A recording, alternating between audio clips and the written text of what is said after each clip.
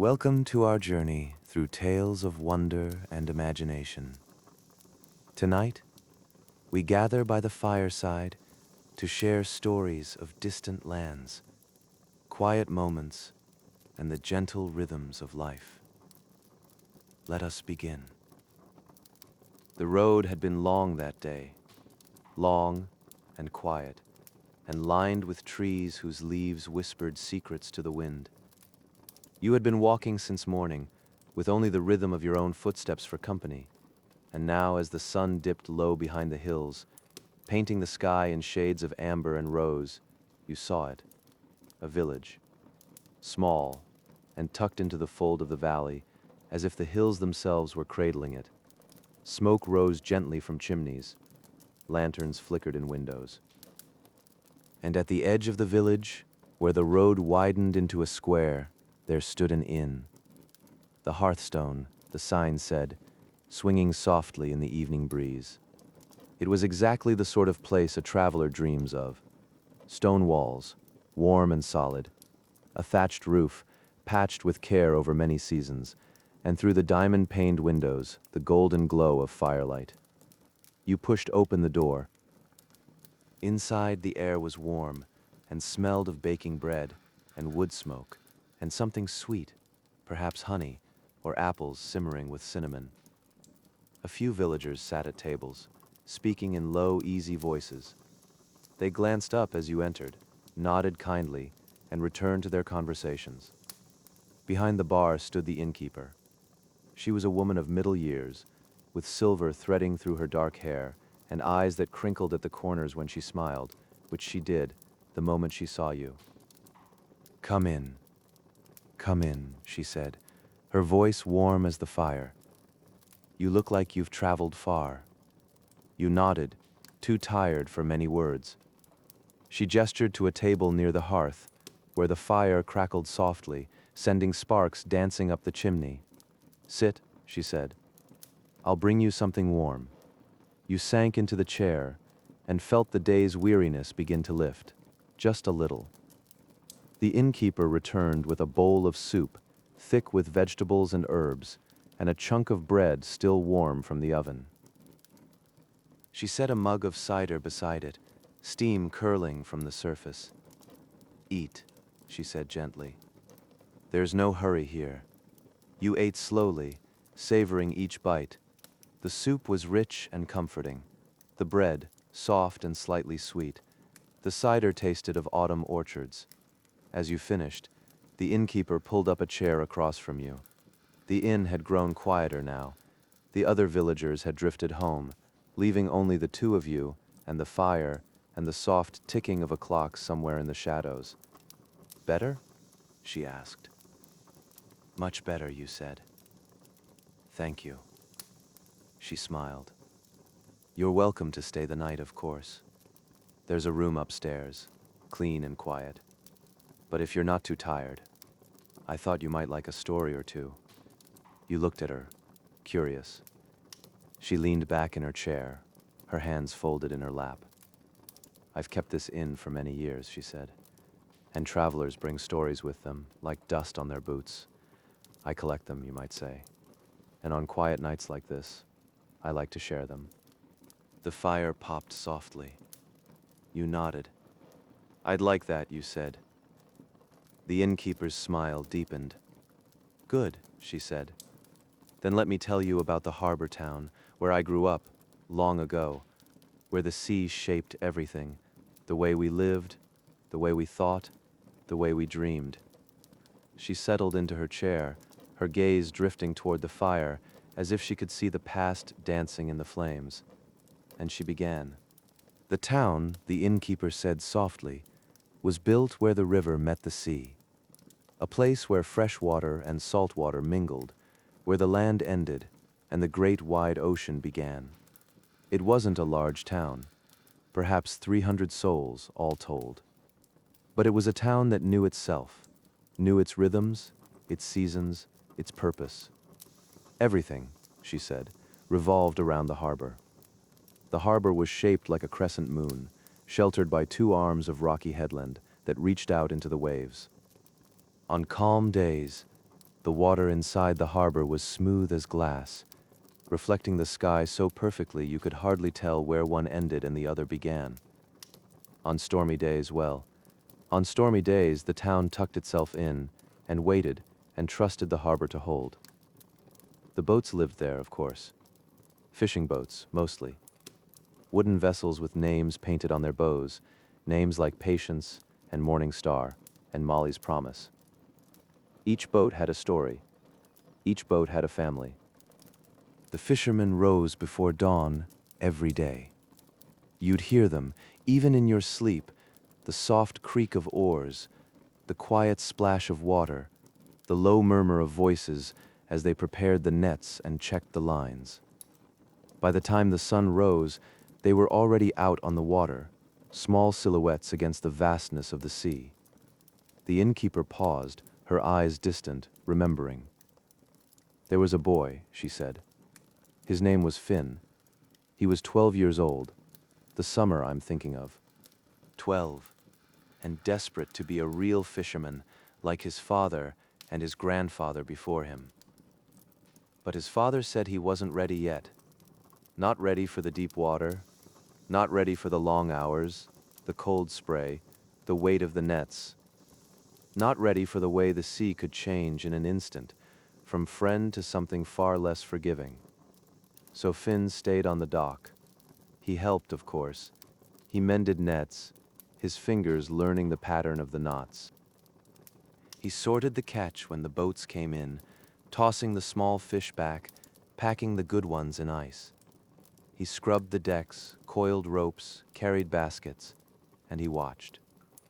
He watched the way the fishermen read the sky, the way they could tell, just by looking at the clouds, whether the day would be fair or foul. He watched the way they handled the boats, the way they moved with the water, not against it.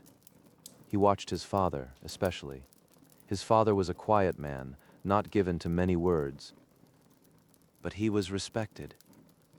When he spoke, people listened. And when he went out on the water, there was a stillness about him, a kind of knowing. Finn wanted that. One morning, early in the summer, Finn's father took him aside. "Come with me," he said. Finn's heart leapt. Was this it? Was he finally going out on the boat? But his father didn't lead him to the Morning Star. Instead, they walked to the end of the harbor, where the old harbor master lived in a little stone cottage built right on the rocks. The harbor master's name was Gregor. He was ancient, or so it seemed to Finn. His hair was white as sea foam, his face weathered and lined like driftwood. But his eyes were bright and sharp and kind. Finn's father knocked on the door. Gregor opened it, saw them both, and smiled. "Ah," he said. "So it's time, is it?" Finn's father nodded. "Teach him," he said simply. Gregor looked at Finn for a long moment. Then he nodded. "Come on then, lad." And so, Finn's real education began. Gregor didn't teach him how to fish. Not at first. Instead, he taught him how to see. They sat together on the rocks, at the very edge of the harbor, and Gregor pointed out across the water. "Tell me what you see," he said.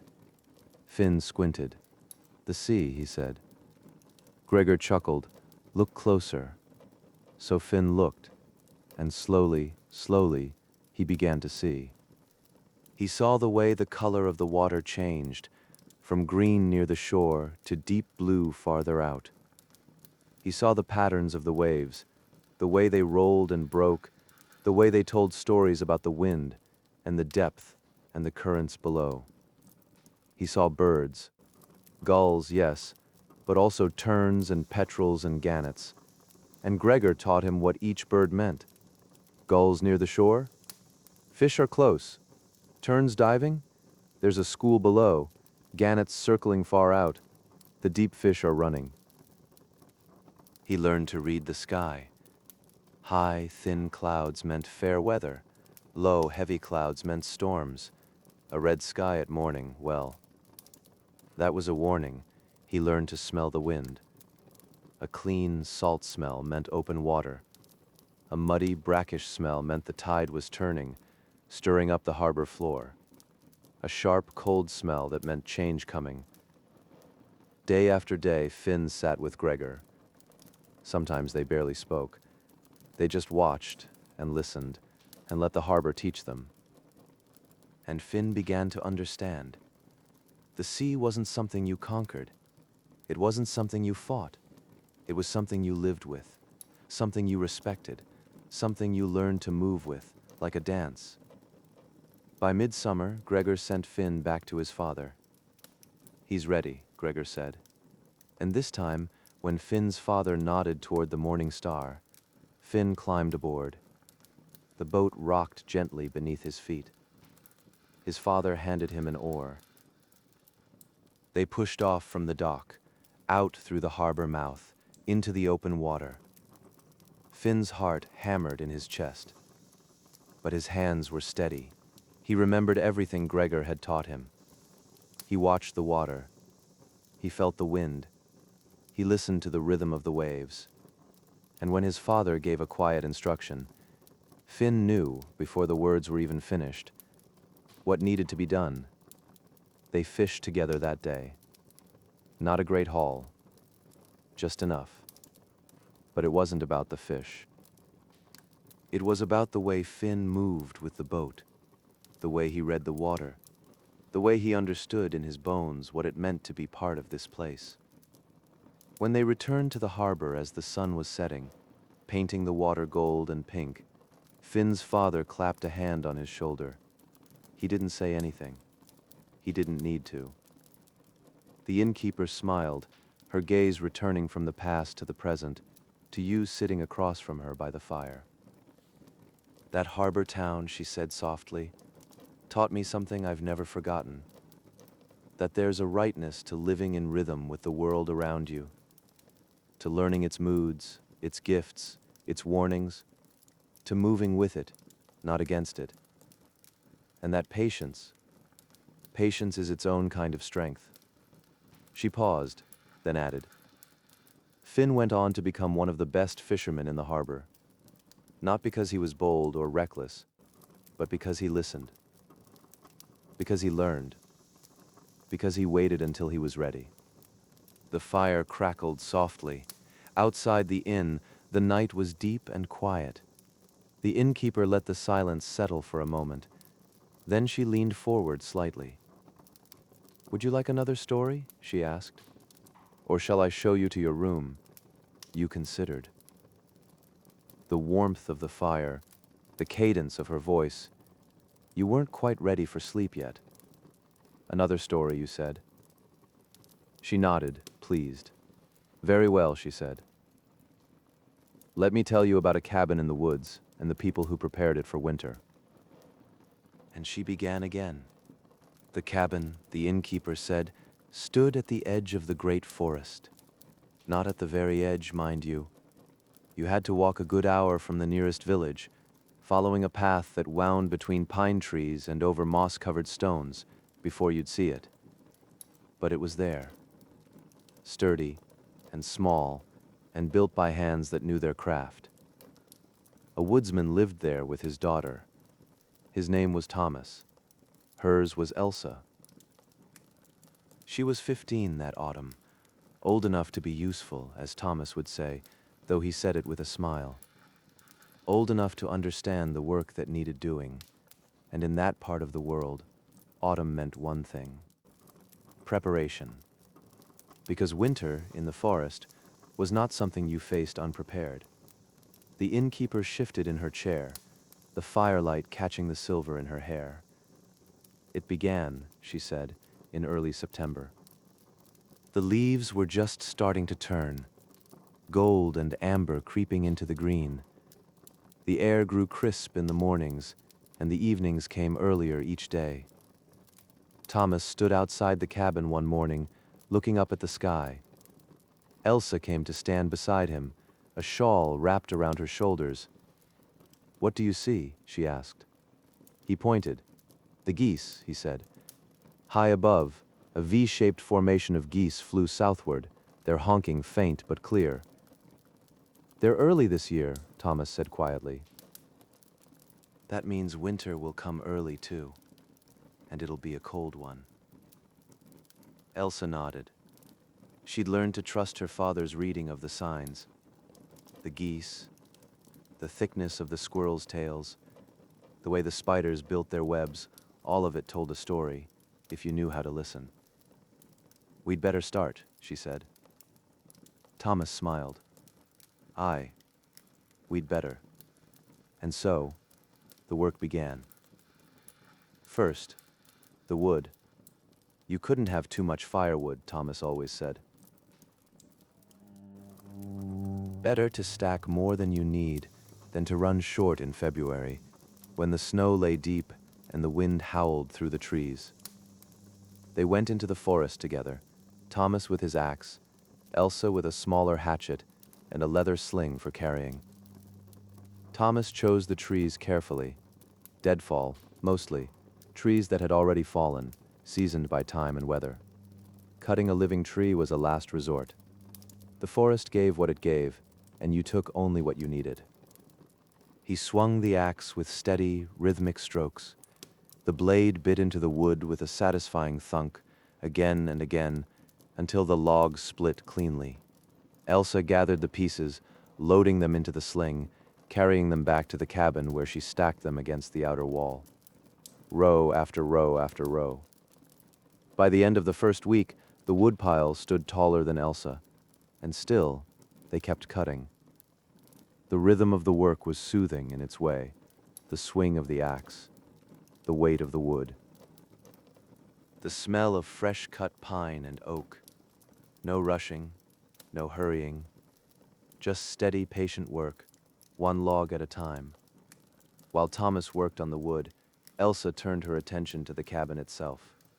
She walked around the outside, checking the walls, the roof, the foundations, looking for gaps, cracks, places where the cold might creep in. She found a few, small spaces where the chinking between the logs had crumbled away, a loose shingle on the roof, a crack in the window frame. Nothing serious. But enough to matter when the temperature dropped below freezing.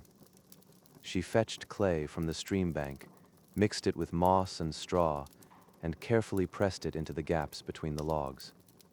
Her hands grew cold and muddy, but the work was satisfying.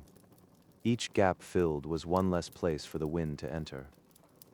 Thomas climbed onto the roof and replaced the loose shingle, hammering it down securely.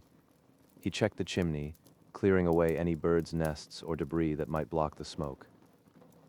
Elsa repaired the window frame with a bit of tar and cloth, sealing it tight. By the end of the second week, the cabin was snug, tight, ready. But there was more to do. Food. They couldn't rely on hunting alone once the snow came. The animals would be scarce, hidden away in their dens and burrows, so they had to put food by. Elsa had been gathering mushrooms since late summer, drying them on racks in the sun.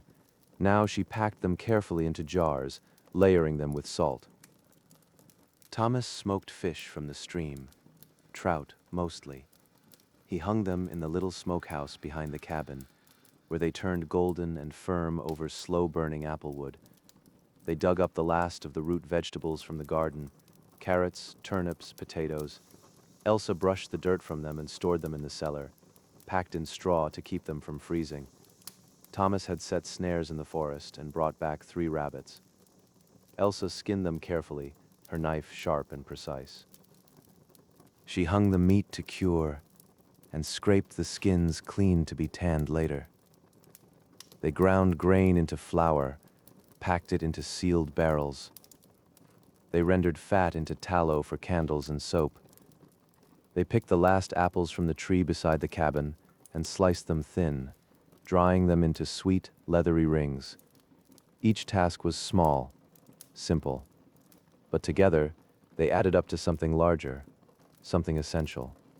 Survival, yes, but more than that, the quiet satisfaction of being ready, of knowing you'd done the work, of trusting your own hands. The innkeeper paused and took a slow breath. One evening, she continued, As October deepened and the air grew sharp, the first snow began to fall. Elsa stood at the window, watching the flakes drift down through the twilight. They were small and light, and they melted as soon as they touched the ground. But they were a promise, a reminder. Behind her, Thomas stirred the fire, adding another log. The cabin filled with warmth and the scent of wood smoke. "Are we ready?" Elsa asked softly. Thomas came to stand beside her, looking out at the snow. "We are," he said. And Elsa felt it then, a deep, quiet peace. Not because the winter wouldn't be hard. It would be. There would be cold days and long nights and storms that shook the cabin walls. But they had done the work. They had stacked the wood, sealed the walls, filled the cellar. They had prepared with care and patience for what was coming. And that was enough. Thomas placed a hand on Elsa's shoulder. "Come," he said. "Let's have supper." They sat together at the small table by the fire. Elsa ladled stew from the pot hanging over the flames, chunks of rabbit, potatoes, carrots, herbs from the summer garden. The steam rose between them, fragrant and rich. They ate slowly, savoring each bite. Outside, the snow continued to fall, a little heavier now. The world grew quieter, softer, wrapped in white. After supper, Elsa banked the fire for the night, covering the coals so they'd burn slow and steady until morning. Thomas sat in his chair, carving a small wooden spoon, the knife moving in careful, deliberate strokes. Elsa sat beside him, mending a sock, her needle flashing in the firelight. Neither of them spoke much. There was no need. The cabin was warm, the shelves were full, the wood was stacked high. And outside, the first true winter snow began to blanket the forest, soft and silent, covering the world in peace. The innkeeper let her voice trail off gently, the story settling like the snow she'd described. She looked at you, a small smile on her lips. "There's a kind of comfort," she said quietly, "in being prepared, in doing the work before it's needed, in trusting that you've done enough. Winter always comes, but it doesn't have to be frightening if you've made yourself ready." The fire in the inn had burned lower now, glowing embers more than flames. Outside, the village was silent. The stars hung bright and cold above the valley.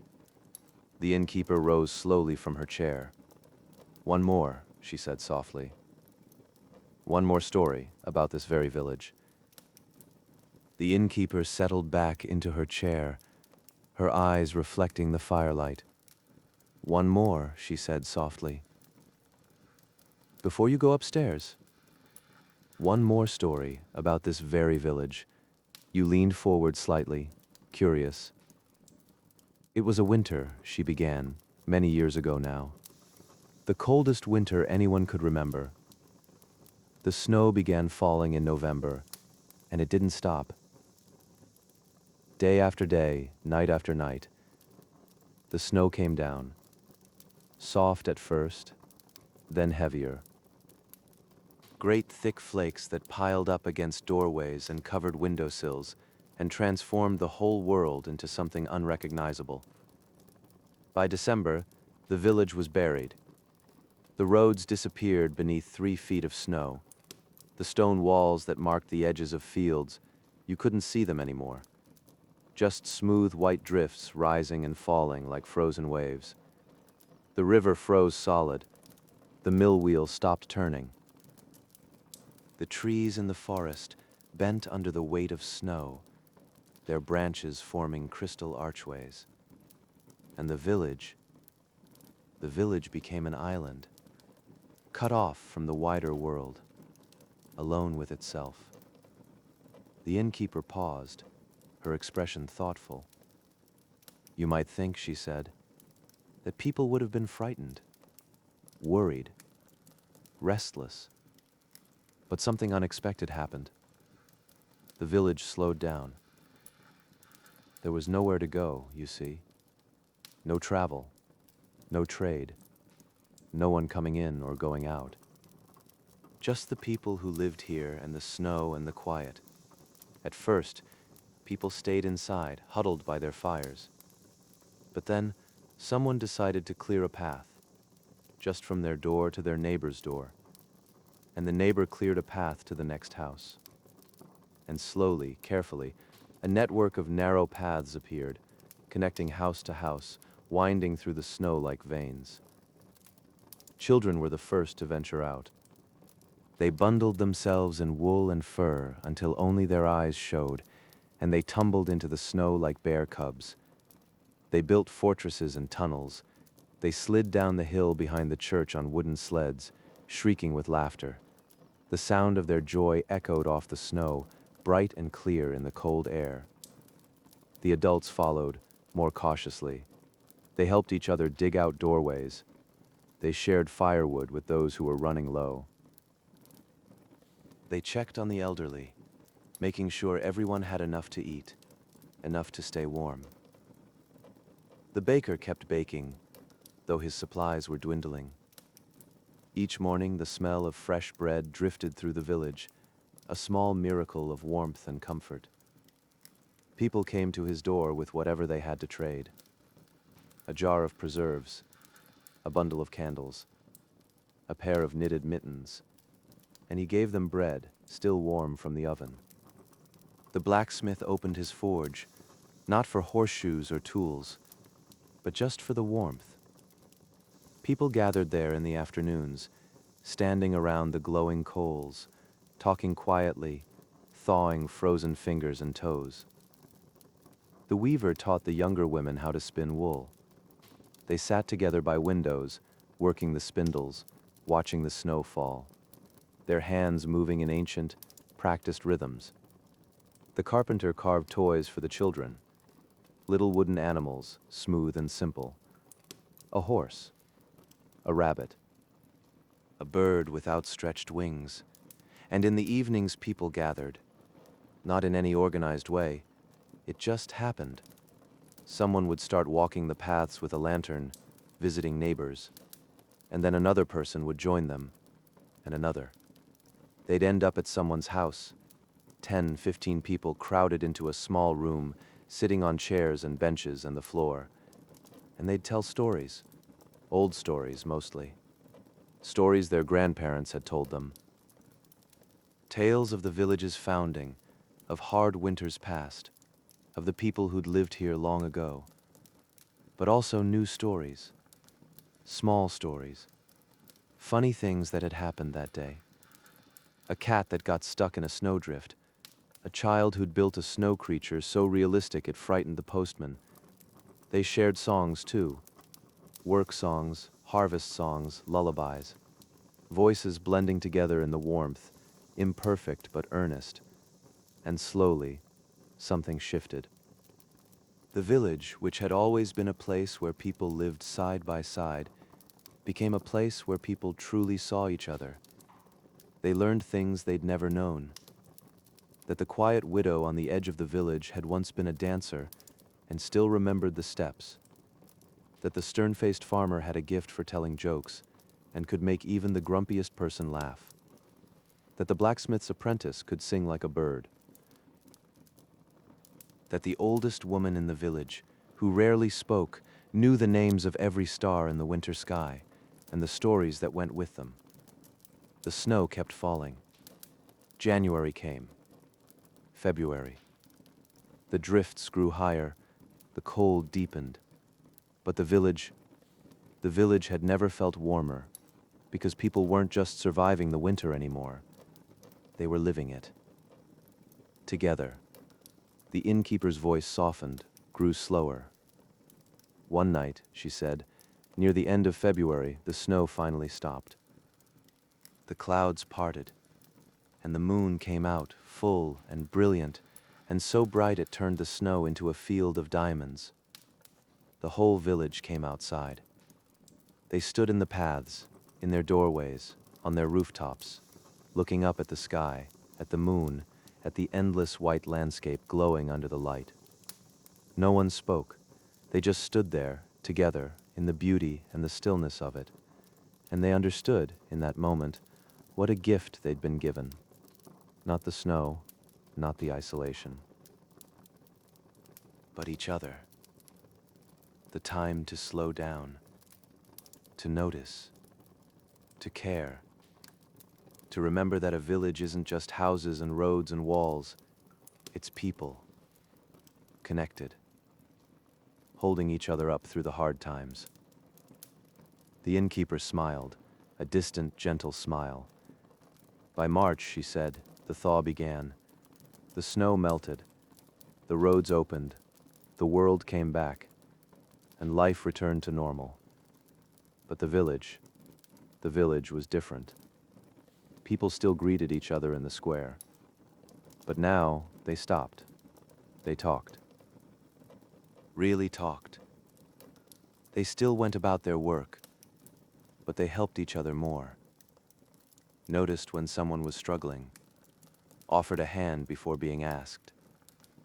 That winter taught us something, the innkeeper said quietly. That sometimes when the world forces you to stop, to stay in one place, to be still, you find what matters most. She looked at you, her eyes warm and knowing. And you carry it with you, she said, long after the snow has melted. The fire crackled softly, burning low. Outside, the village slept, peaceful and connected and whole. The innkeeper rose from her chair slowly, as if the weight of memory made her movements careful. Now, she said gently, now, I think, it really is time for sleep. The innkeeper moved to the hearth and added one last log to the fire. It caught slowly, sending up a few lazy sparks that drifted upward and disappeared into the darkness of the chimney. She returned to her chair and sat, her hands folded in her lap, her expression peaceful. 3 stories, she said softly. 3 different places, 3 different lessons, but perhaps not so different after all. She gazed into the fire, her voice quiet and thoughtful. The harbor town taught patience. Learning to read the world around you, moving with the rhythms of tide and wind, not against them. The cabin in the woods taught preparation, the peace that comes from being ready, the satisfaction of work done well before it's needed. And the village under snow, the village taught connection. That sometimes when everything else falls away, what remains is each other. And that's enough. She looked at you then, her eyes gentle. I've told many stories over the years, she said. To travelers like you, passing through. To villagers on winter nights. To children who couldn't sleep. And I've noticed something. The stories people remember, the ones that stay with them, long after they've left this place. They're not usually about great adventures or battles or treasure. They're about this. The quiet things. The simple things. Learning to listen. Being ready. Showing up for each other. Living in rhythm with the world and with the people around you. She smiled, soft and knowing, because that's what most of life is, isn't it? Not the grand moments, but the in-between. The daily work, the small kindnesses, the way we move through the seasons together. You nodded slowly, feeling the truth of her words settle into you like warmth spreading through cold hands. Outside, the wind had picked up just a little, sighing softly through the eaves of the inn. But inside all was warm and still. The innkeeper rose from her chair. You must be tired, she said gently. Come, I'll show you to your room. She picked up a candle from the mantel, its flames steady and golden. You followed her up a narrow staircase, the wooden steps creaking softly beneath your feet. Each creak was familiar, comforting, the sound of a place that had been well loved, well used, for many years. At the top of the stairs, she opened a door and stepped aside. The room was small, but perfect. The candle flickered gently on the bedside table. The quilt called to you, soft and inviting. You sat on the edge of the bed, unlaced your boots, and slipped them off. Your feet sank into the woven rug, cool and pleasant. The floorboards were smooth beneath your feet, worn soft by years of travelers who had rested here before you. You placed your boots beside the bed, lined them up neatly, a small act of order at the end of a long day. The quilt felt thick and heavy in your hands as you pulled it back. Layers of fabric, each piece chosen with care, stitched together with patience. You lay down, pulling the quilt up to your shoulders. It was heavier than you expected, but that weight was comforting. Like a gentle hand, like safety. The mattress settled beneath you, welcoming your weight. The pillow cradled your head, soft and cool against your cheek. You could smell something faint and sweet, lavender perhaps, tucked somewhere in the pillow. Or maybe it was the scent of clean linen, dried in the sun and folded with care. You pulled the quilt higher, up to your chin, cocooning yourself in its warmth. Your body relaxed, muscle by muscle. Your shoulders dropped, your hands uncurled, your breathing deepened. The candle cast soft, moving shadows on the ceiling. They swayed gently, like branches in a breeze, like waves, like falling snow. You watched them dance for a moment, 2, 3. Your eyelids grew heavy. Your breathing slowed. You thought of Finn, standing on the dock, learning to see, learning to wait, learning that readiness is its own kind of strength. You thought of Thomas and Elsa, working side by side, stacking wood, sealing walls, filling the cellar with the harvest of their care. You thought of the village under snow, paths connecting door to door, people gathering in the warm glow of firelight, telling stories, singing songs, holding each other through the cold. And you thought of the innkeeper's words, the quiet things, the simple things, living in rhythm with the world and with the people around you. Your eyes grew heavy, heavier, and then they closed. The quilt was warm, the bed was soft, the village outside was still.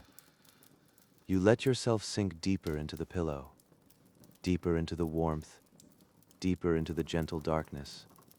Sink and settle and rest.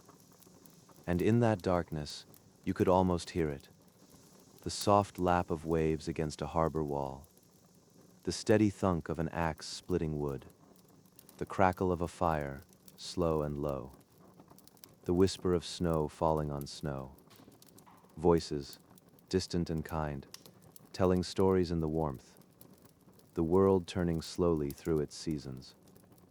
And you, drifting now, letting go of the day, and the road, and all the weight you'd been carrying.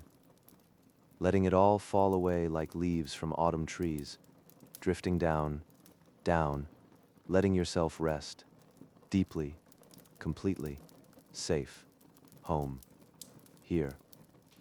The candle burned lower, lower, until it was just a soft glow in the darkness. And then even that faded. The room grew still. The inn grew still. The village slept, beneath the stars, beneath the watching hills. And you slept too. Deep and peaceful and safe, held by the quiet, held by the warmth, held by the knowledge that you were, in this moment, exactly where you needed to be. The last conscious thought drifted through your mind, soft as a whisper, and then, sleep. Good night, traveler. Good night.